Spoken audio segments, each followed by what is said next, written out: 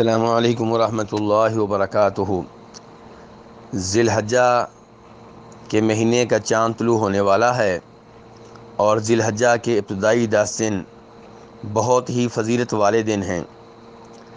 جس نے قربانی کرنی ہو اسے چاہیے کہ ذی الحجہ کا چاند نظر آنے سے پہلے اپنے جو بال صاف کرنے ہیں کر لے، جو ناخن کاٹنے ہیں کاٹ لے، کیونکہ جب ذی الحجہ کا چاند نظر آ جائے تو قربانی کرنے والے کے لیے جائز نہیں ہے کہ وہ اپنے ناخن کاٹے یا بال کاٹے۔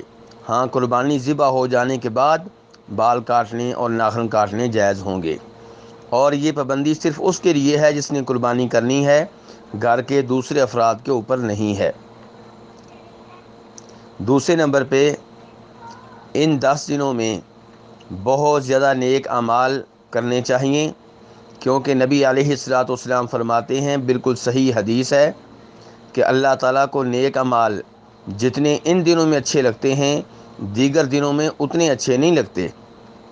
اس لیے ان دنوں میں نفلی روزے رکھنے، نفلی نمازیں پڑھنے، تلاوت کرنے، صدقہ خیرات کرنے، اللہ کا ذکر کرنے کا بہت زیادہ اہتمام کرنا چاہیے، اور خصوصی طور پہ 9 ذی الحجہ کا روزہ رکھنا چاہیے۔